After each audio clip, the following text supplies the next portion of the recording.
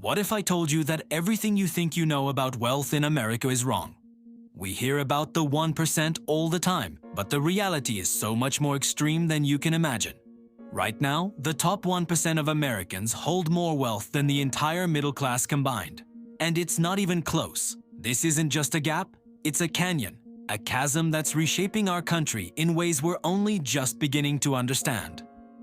Forget what you've seen on the news. Let's look at the real numbers. The ones that paint a picture so stark, it might just change the way you see everything. Let's start with a fact that should stop you in your tracks. According to the Federal Reserve, the very institution that tracks our nation's money, the top 1% of households holds over 1/3 of all wealth in the United States. Let that sink in.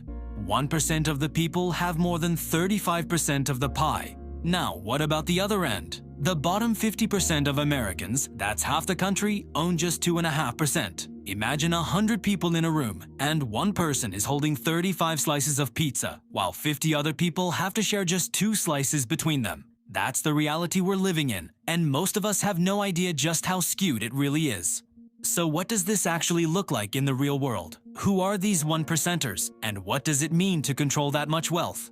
We're talking about roughly 1.3 million households. Combined, they control over $44 trillion. That number is so big it's hard to even conceptualize. $44 trillion is more wealth than the bottom 90% of the country combined.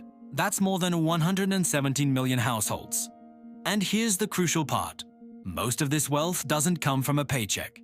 It's not about having a high-paying job. It's about owning things. The vast majority of this $44 trillion is held in assets like stocks, bonds, private businesses, and real estate. While most Americans work for their money, the wealthiest Americans have their money work for them. Their wealth grows while they sleep, through dividends, interest, and rising asset values. This is the fundamental difference between income and wealth. Income is what you earn. Wealth is what you own. And in America today, ownership is concentrated in the hands of a very, very small few. This creates a stark contrast. On one side, you have a world of private jets, sprawling mansions and portfolios that generate millions a year passively. On the other side, you have millions of people living paycheck to paycheck, struggling with rent and seeing their wages barely keep up with the cost of living. One person's stock portfolio booming is another person's eviction notice. It's 2 different economic realities happening in the same country. So, how did we get here? How did this chasm get so wide? It wasn't an accident. It was the result of decades of specific policy choices and economic trends. For starters, our tax system heavily favors wealth over work. The tax rates on capital gains, which is the profit you make from selling assets like stocks, are significantly lower than the tax rates on income earned from a job. This means that the people who make their money from investments, who are overwhelmingly the wealthiest, pay a lower percentage in taxes than many nurses, teachers, and firefighters who earn their money through labor.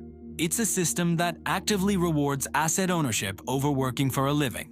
At the same time, for the past 40 years, wages for the average worker have largely stagnated when you adjust for inflation. The costs of housing, healthcare, and education have skyrocketed, but paychecks haven't kept pace. Meanwhile, the value of assets, especially stocks and real estate, has exploded.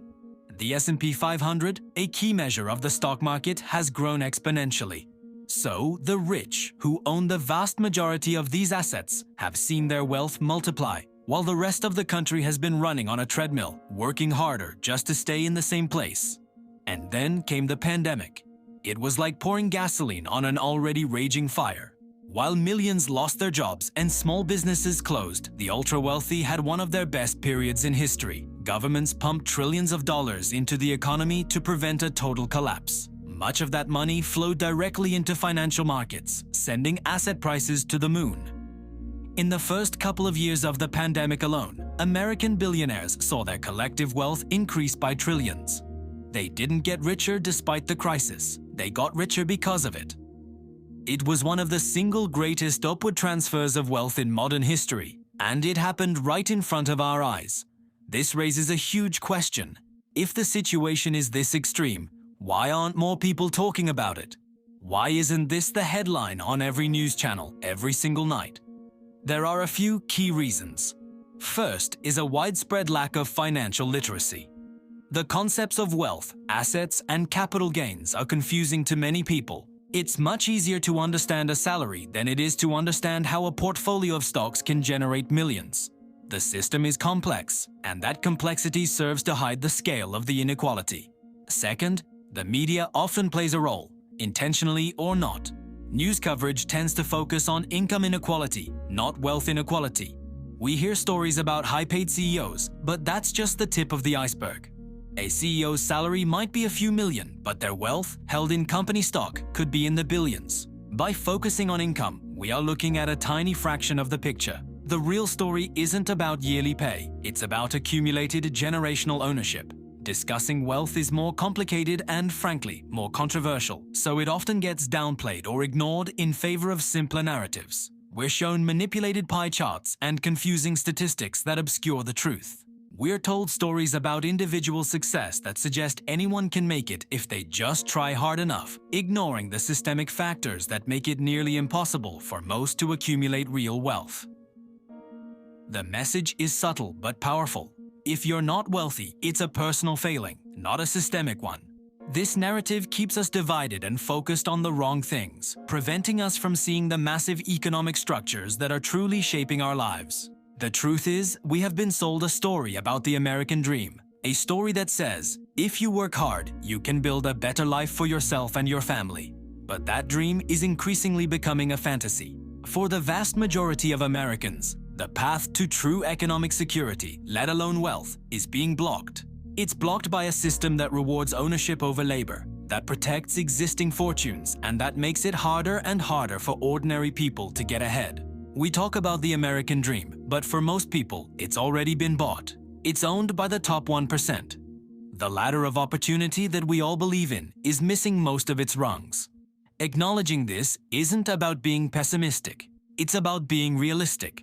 It's the first step toward asking the tough questions and demanding a system that works for everyone, not just for those at the very top. The conversation needs to change, from income to wealth, from individual blame to systemic solutions. Because a dream that's only available to the top 1% isn't a dream at all. It's a private club. Thanks so much for watching. If this video opened your eyes, please share it so more people can understand the reality of our economy. And don't forget to like and subscribe for more deep dives into the topics that matter. See you in the next one.